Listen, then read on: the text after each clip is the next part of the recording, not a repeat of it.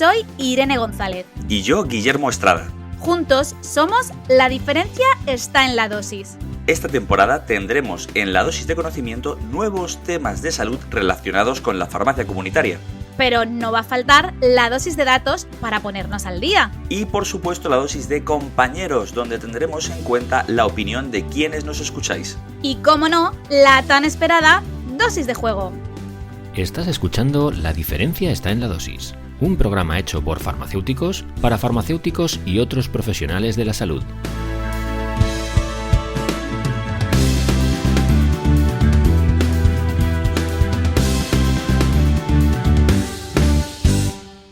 Guillermo, ¿estás deprimido o lo has estado? Pues yo diría que no. Creo que he estado triste, pero no diría que he estado deprimido, o no estoy seguro. Pues verás, precisamente vamos a hablar de esto hoy, de la tristeza, de qué es, cómo gestionarla y de cómo podemos atacarla desde la farmacia comunitaria y de las diferencias con la depresión y cómo abordar al paciente que presentan estos síntomas. ¿Vamos a ello? Cuando quieras. Pues vamos a por la dosis de datos.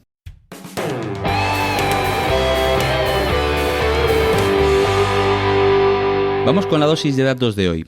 Primero, la RAE define la tristeza como estado de ánimo que se caracteriza por un sentimiento de dolor o desilusión que incita al llanto.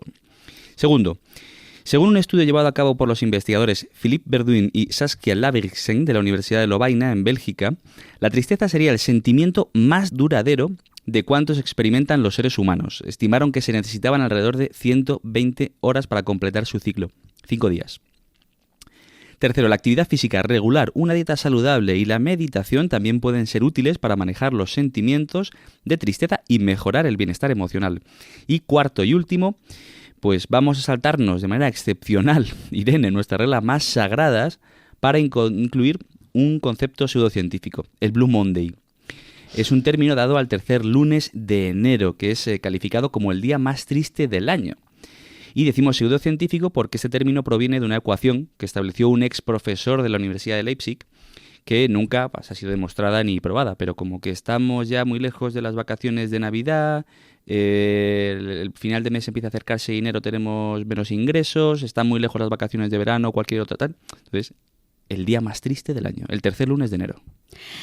Guillermo, te he dejado saltarte un poco nuestra filosofía. Espero que no nos pase factura. No nos va a pasar factura, pero también he de decir que para mí todos los lunes son Blue Monday. Porque si llega invierno, a mí me cuesta levantarme lo que no está escrito, ¿eh?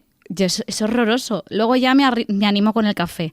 Pero los lunes son tan complicados que seguro que ahora nos cuenta un poquito más nuestro invitado de hoy. Sí, sobre la tristeza, porque todo hay que decir que yo creo que todo el mundo ha pasado por algún momento triste, en mejor o peor. Y si no has pasado por algún momento triste o has estado triste, igual te lo tienes que hacer mirar. Hombre, en eso estoy completamente segura. Pero sin más, como tenemos mucho de qué hablar durante el día de hoy, vamos a pasar a la dosis de conocimiento.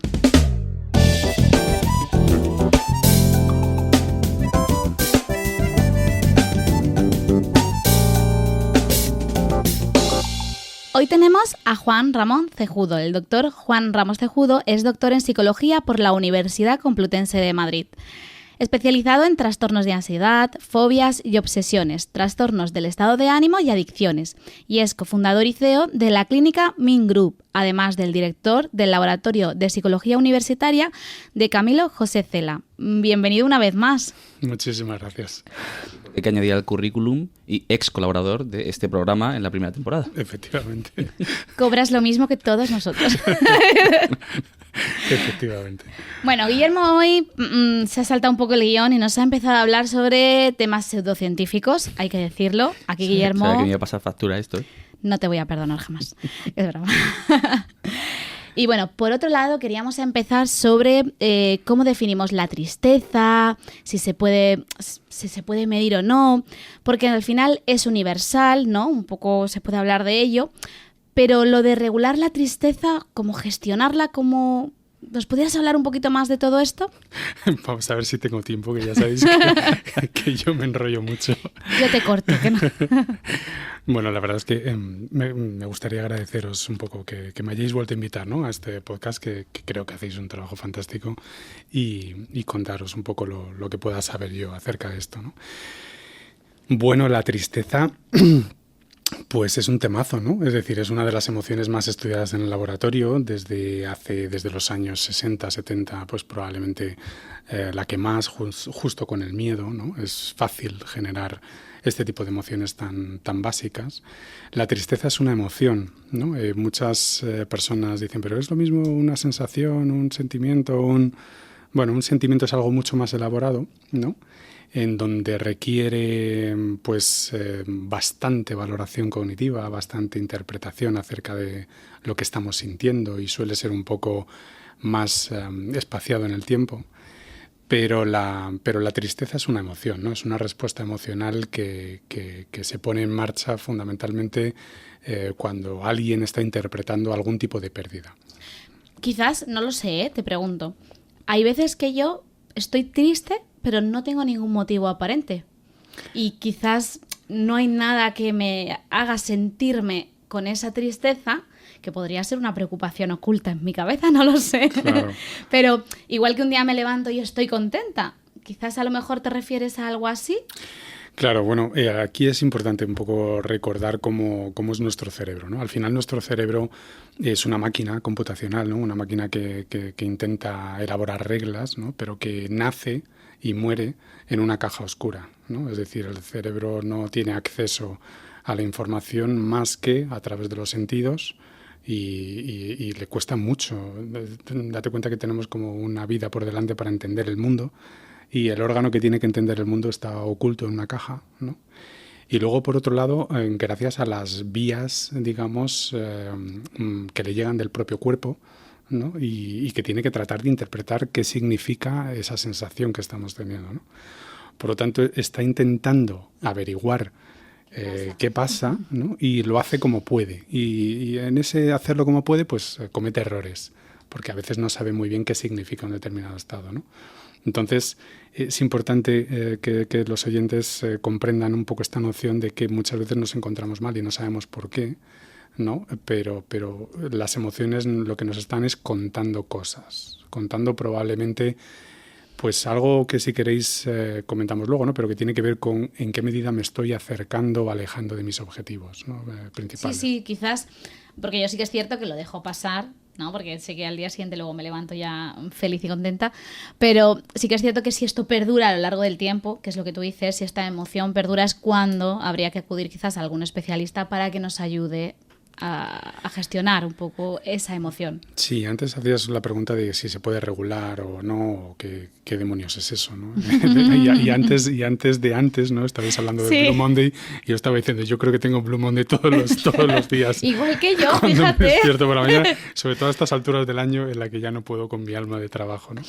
Pero durante mucho tiempo se ha pensado que la tristeza era patológica, en tanto en cuanto era excesiva, era muy intensa, muy frecuente, muy duradera, y entonces apelábamos simplemente a un principio de cantidad, ¿no? Pero hoy sabemos que no es del todo así. Hoy sabemos que no es tan relevante cuánta tenemos como qué hacemos con ella. De manera natural, ¿vale?, los seres humanos queremos encontrarnos bien de manera natural.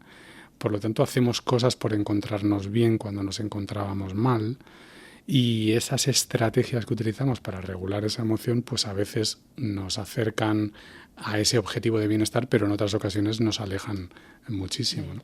Sí, totalmente.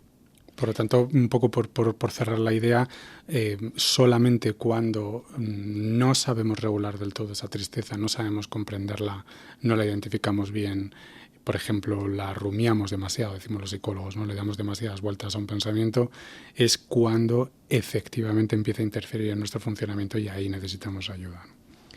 Es un término que he escuchado recientemente que yo no conocía, que es el de rumiación, ¿no? ¿Es correcto eso que estamos diciendo? Sí. Vale, es que según estabas hablando, estaba yo rumiando de si se puede confundir la tristeza con la depresión. ¿Por dónde empezamos? Es que tenemos muchos pacientes mayores en farmacia comunitaria, gente de riesgo, gente en soledad. Entonces nosotros muchas veces percibimos ciertas cosas. Y no sé si hay algún perfil de riesgo o... Pero primero, creo que es mejor que definamos qué diferencias hay entre tristeza y depresión. Muy buena pregunta. Bueno, durante muchos años se ha pensado que la depresión tenía que ver fundamentalmente con la tristeza. Y eso no es del todo cierto. Es decir, la depresión, una de las características esenciales de la depresión es el estado de ánimo triste, pero en muchas ocasiones, de hecho vosotros que trabajáis directamente con personas, ¿no? Pues os daréis cuenta de que no todo el mundo identifica que se esté encontrando con estado de ánimo negativo y sin embargo pues a lo mejor sí está desarrollando síntomas de la depresión, ¿no? O para una depresión. Por lo tanto, digamos, en el extremo de la tristeza no está la depresión, de la misma manera que en el extremo antagónico de la tristeza no está la felicidad. Es decir, es algo un poco más multidimensional, más complejo, en donde, bueno, pues una de las características del trastorno depresivo mayor tiene que ver con ese estado de ánimo negativo, pero hay muchos otros síntomas, ¿no? Por ejemplo, la hipersomnia, ¿no? Hay personas que duermen mucho y que nos lo preguntan, ¿no? Y dicen, ¿esto es normal, dormir tanto? O el insomnio, ¿no? El insomnio enseguida, como nos molesta tanto, pues es como que la gente lo tiene como más identificado, ¿no? De que esto puede ser un problema, ¿no? Y tengo que consultar al médico, a vosotros, etcétera, ¿no? Pero dormir mucho también es un problema, ¿eh? Efectivamente, es uno de los síntomas de la depresión, sí. ¿no? La hipersomnia, otros síntomas como trastornos musculoesqueléticos, como la falta de energía, el agotamiento y esos pensamientos negativos que de alguna manera se hacen rumiativos en los pacientes que sufren depresión, pero que hoy en día estamos encontrando que no solamente aparecen en el paciente con depresión, sino que las personas sin trastornos psicológicos, aquellas que utilizan ese tipo de estrategia de darle vueltas al pasado continuamente, pues podemos estar hablando de un buen factor de riesgo, ¿no? La rumiación como estilo cognitivo negativo que te predispone a padecer trastornos psicológicos. Genial. O sea, impresionante. no sé ya por dónde más seguir. Bueno, nos vamos. Que no. No. De hecho, es que yo creo que, Irene, tú también has tenido pacientes que te han dicho, probablemente, estoy deprimido. Sí. Y realmente no estaban como tal. Es una antesala, la llamaría yo. Eso es decir, hay que ver qué son los factores por los cuales está triste, por los cuales está con esos síntomas, porque a lo mejor puede ser otro motivo. O se puede arreglar o solucionar o trabajar antes de que vaya más. O es una reacción emocional muy intensa, pero es muy reactiva a algo, ¿no? Es decir, bueno, pues por ejemplo la pérdida, ¿no? Antes os decía que la tristeza es una emoción que se pone en marcha cuando interpretamos pérdida. Bueno, pues es que en muchas ocasiones perdemos cosas, ¿no? Perdemos familiares, perdemos a gente querida o perdemos un trabajo, una relación con los compañeros simplemente porque he entrado en un ERE, ¿no? Y me pierdo no solamente el trabajo y los ingresos económicos, sino todo lo que se relacionaba con ese trabajo. Son muchas pérdidas y es esperable, absolutamente esperable, que alguien reaccione con emociones tristes, ¿no? O sea, con tristeza y otro tipo de emociones, porque las emociones estaban ahí para alertarnos, ¿no? Por lo tanto, hay muchas personas que dicen estoy deprimido, pero realmente no tienen por qué estarlo y viceversa, ¿no? Vamos a encontrar personas que están profundamente deprimidas, que a lo mejor tienen lo que llamamos la distimia o trastorno distímico, ¿no? Que es algo más leve y más crónico, pero que pulula a lo largo de su vida, ¿no? Durante años y no son conscientes de que es un trastorno psicológico. Porque hablabas de personas, ¿hay pacientes de riesgo? ¿Hay personas con más riesgo que otras de padecer estas tristezas o de derivar en otro tipo de problemas de salud mental? Sí, sí las hay. No suele ser muy bien acogido, ¿no? Cuando hablamos de factores de riesgo, ¿no? Porque la gente, mis alumnos en la universidad siempre dicen, me toca, no me toca, ¿no? Están un poco con esto. Pero uno de los factores de riesgo para padecer trastornos psicológicos, sobre todo emocionales, es ser mujer. Es decir, hay diferencias de género entre hombres y mujeres, aún no sabemos muy bien por qué. Es multicausal, hay muchas posibles explicaciones a este hecho, Pero hay un hecho, probablemente no tenemos tiempo para meternos en esto, ¿no? Pero hay un hecho que es importante resaltar, que es que otro factor de riesgo tiene que ver con un rasgo predisponente de la personalidad que llamamos técnicamente neuroticismo, es decir, la tendencia a la inestabilidad emocional o a la preocupación es un rasgo de nuestra personalidad con un altísimo componente de heredabilidad. Es decir, que de alguna manera yo tengo ciertas tendencias, vamos a decirlo así, más o menos naturales, que en ciertos entornos ambientales o en ciertos contextos pues se van a precipitar en mayor probabilidad síntomas en una dirección o en otra, ¿no? Por lo tanto, hay algunos factores de riesgo, como por ejemplo ¿no? El nivel de neuroticismo, o también llamado emocionalidad, que insisto, es un rasgo de la personalidad y con un alto componente de heredabilidad. Pero luego hay otros, ¿no? Pues ser mujer, ser joven. Una de las cosas que más nos está preocupando es que la población, digamos, para que os hagáis una idea, cerca del 45% de la población española consulta salud mental, problemas de salud mental, que es tremendo, ¿no? Esta cifra está en absoluta consonancia. ¿Dónde lo consultan? ¿Consultan con especialistas? No suelen consultar. Claro, es que... Claro. Y sobre todo una población, y sobre todo un sector de población que es la población más joven, ¿no? Que estamos hablando entre los 15 y los 20 años, ¿vale? Ahí ocurre algo y que estamos empezando a diagnosticar el primer episodio a esas edades. Realmente importante. Más que nada planteárselo, porque sí que es cierto, bueno, yo que estoy también en un entorno de padres, a muchos padres les interesa muchísimo qué síntomas tienen que ver en sus hijos para saber que están sufriendo, porque muchas veces con el ajetreo del día a día, un niño de 15 y 16 años no lo asocias a esto. Efectivamente. ¿Sabes? Entonces es muy complicado que puedan verlo o saber en qué se tienen que fijar. Entonces nos solicitan, bueno, es que estoy en un AMPA, nos solicitan cursos o formaciones para ellos saber en qué se tienen que fijar, porque lógicamente son sus hijos y se preocupan, ¿no? Totalmente. Pero que muchas veces el día a día te hace no ver estas señales, y es muy importante a esas edades, muy importante. Yo hay un aspecto que sí que me gustaría señalar, ¿no? Y es que yo explico genética de la conducta en la universidad, ¿no? Las primeras etapas de una parte, sobre todo de la asignatura de personalidad, y les suelo insistir en una idea que tiene que ver con que la genética es la bala y el ambiente es la escopeta.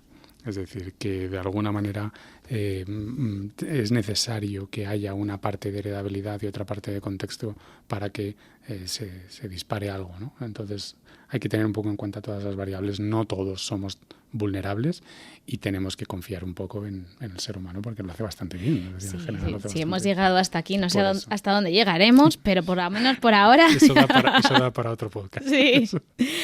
Ahora...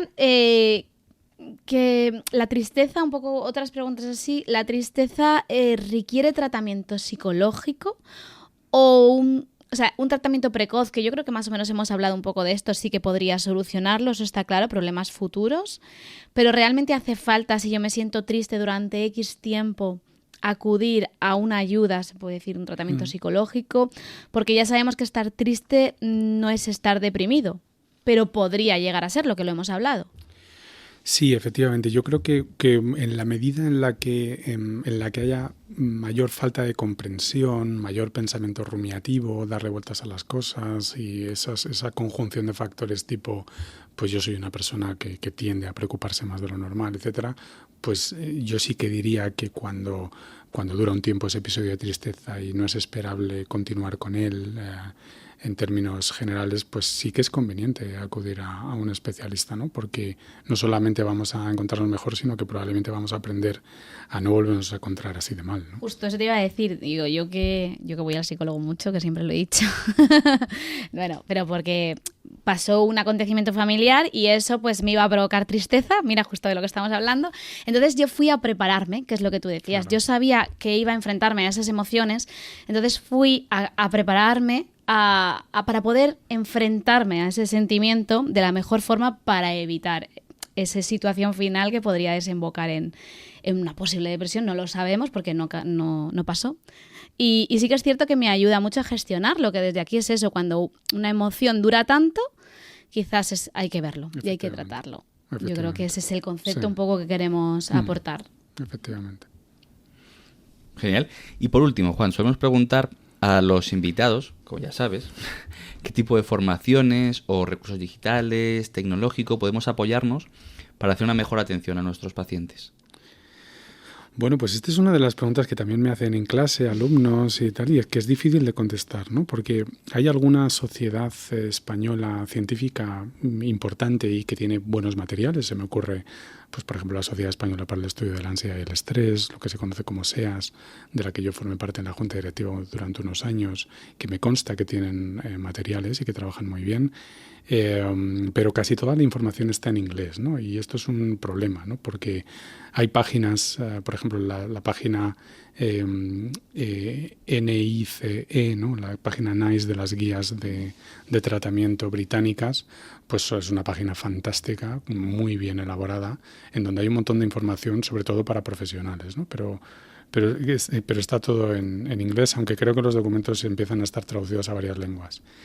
De cara a la divulgación, pues yo les recomiendo a lo mejor a los oyentes que sigan a profesionales en sus redes sociales y que probablemente en sus páginas web pues hay documentos, ¿no? Por ejemplo, nosotros en la página de mi clínica mindgroup.es, pues ahí hay información que solemos colgar, incluso colgamos guías para llevar a cabo hábitos saludables, para aprender a dormir, aprender a comer, cosas que parece un poco de coña, ¿no? Pero que es importante centrarnos en estos. En el momento que cualquiera reflexiona, se para un momento a reflexionar, que tenemos que tener también tiempo de pararnos a reflexionar. Si está comiendo bien, si está durmiendo bien, si está haciendo algo de actividad física, va a haber muy poquita gente que no sea realmente consciente de que lo está haciendo mal. Claro. No sé si todo, o un poco de alguna cosa, pero ese tipo de documentos yo creo que son importantes. Sí, un poco la rabia es que casi todo lo serio, ¿no? Está en inglés. En castellano, serio, fiable, pues yo recomiendo ir o al Colegio Oficial de Psicólogos o a sociedades como este tipo, ¿no? La Sociedad Española de Ansiedad y Estrés, o a algún centro privado que tengas buena referencia de que trabajan bien, ¿no? Entonces te vamos a poner deberes en la universidad para generar evidencia en español. Eso. Solo me faltaba eso. Bueno, chicos, hemos acabado la dosis de conocimiento, pero esto no implica que hayamos terminado aún, porque vamos a empezar la dosis de bulos.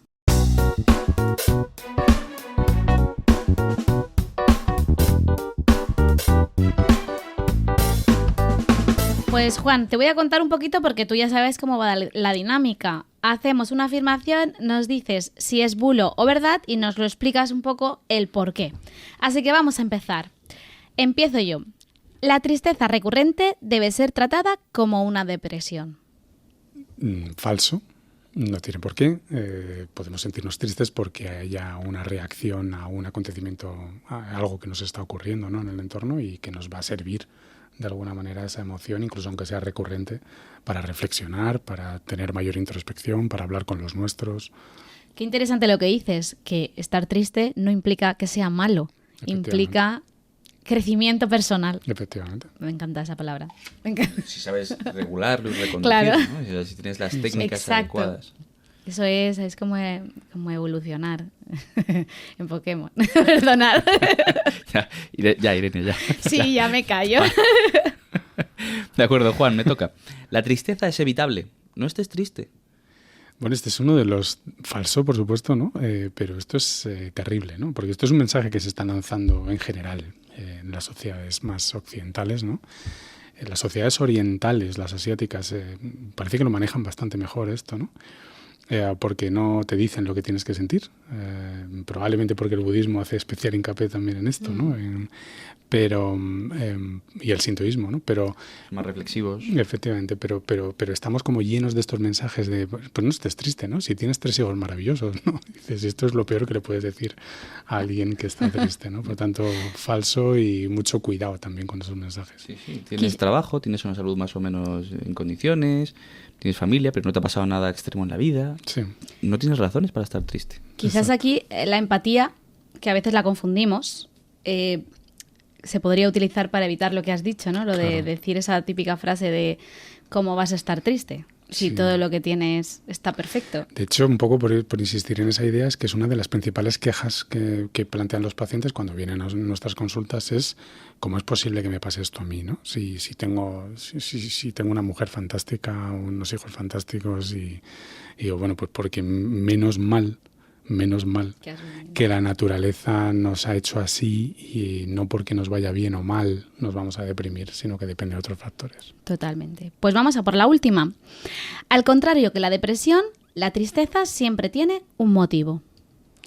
Pues antes lo comentábamos, falso, ¿no? A veces no sabemos por qué, pero yo me estoy encontrando mal, ¿no? Y probablemente tu cuerpo sí sabe algo, pero que tú seas consciente de eso es algo muy diferente. Hay un salto enorme, hay una brecha enorme ahí y probablemente tú no eres consciente de por qué, pero te has levantado triste. Yo creo que la pregunta que habría que hacerse en esa situación es, bueno, ¿puedo hacer algo por intentar mejorar mi estado de ánimo a lo largo del día de hoy? Pues probablemente contestar la llamada de tu amiga pues va a hacer algo por distraerte y por regular mejor esa emoción que centrarte en por qué me encuentro como me encuentro. Vale. Totalmente. Me interesa esto. Irene, ¿tú cómo sales del Blue Monday de cada lunes? Primero con el café, si no, no puedo ni hablar. Y nada, sin más, me pongo a trabajar y se me olvida todo. Quizás sea un problema, porque utilizo el trabajo como forma de no acordarme de algunas cosas. Pero normalmente utilizo el trabajo. Una solución para cada problema y un problema para cada solución. Sí, ¿y tú? Bueno, ahora toca Juan. Yo Venga, estoy aquí vale. ahora, o sea, que se moje Juan primero. Pues yo necesito 1 litro de café, fundamentalmente para empezar. Porque tenemos una alta dependencia en esta A la mesa. cafeína. Luego si queréis hablamos de sustancias, ¿no? Pero hay un aspecto fundamental que tiene que ver con que probablemente uno de los elementos que mejor funcionan como regulador de las emociones tiene que ver con el deporte, ¿no? Con la actividad física. A veces es simplemente levantarte del despacho o de donde estés, ¿no? Salir a la calle, pasear al perro, airearte, y a veces es caminar por la Gran Vía, ¿no? Es decir, es esto de la actividad motriz. Aún no sabemos muy bien por qué ocurre. Hay alguna hipótesis, pero aún no sabemos muy bien por qué ocurre, pero hay cosas que podemos hacer por mejorar nuestro afecto, ¿no? Un poco en el corto plazo, y este tipo de cosas funcionan, ¿no? Yo personalmente pues rápidamente me subo a la bicicleta o me voy a correr o hago, por ejemplo, música, ¿no? Que la música pues es fantástica igual para desconectar y ayuda mucho, ¿no? ¿Y tú? Pensaba No te que me iba a ayudar. escapas. No, yo, a lo mejor Juan se ríe, pero yo hago todo eso que dice Juan en mi cabeza.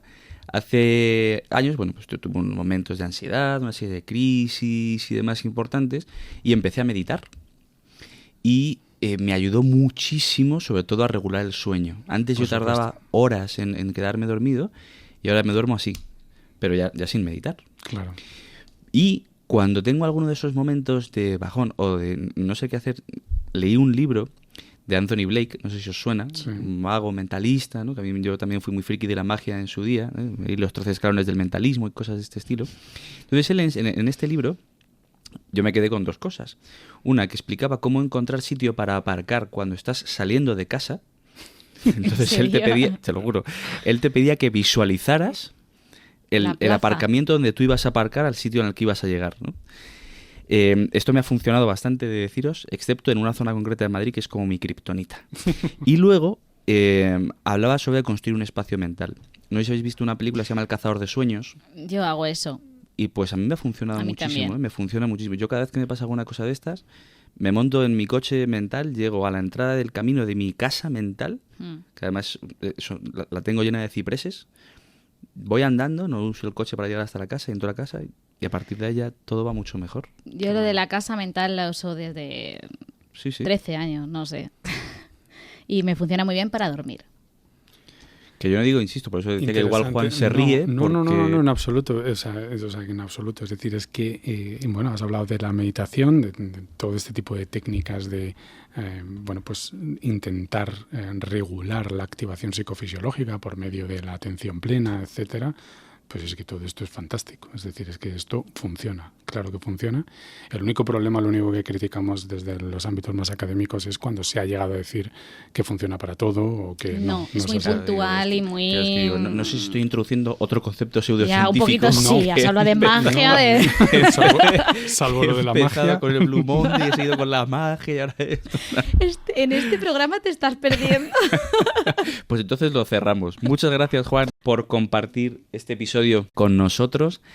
Si nuestros oyentes quieren encontrarte, ¿cómo pueden hacerlo? Pues estoy en Twitter, @RamosCejudo. Estoy en Instagram también porque me han obligado, básicamente. No me sonaba. Te seguiremos. Yo odio ese algoritmo, pero estoy ahí por necesidad, que es Juan-Ramos-Cejudo. Y bueno, LinkedIn y en estas también, ¿no? Pero bueno, soy una persona que suele colgar cosas, artículos, conferencias, cursos, cuestiones un poco así interesantes en las redes sociales, cosas que hacemos nosotros o que hacen colegas, de los que fiarse con los ojos cerrados, y yo creo que me pueden encontrar ahí. Y bueno, insistir en que es un verdadero placer que me hayáis invitado aquí y charlar con vosotros. Siempre lo estén. Muchas gracias, Juan.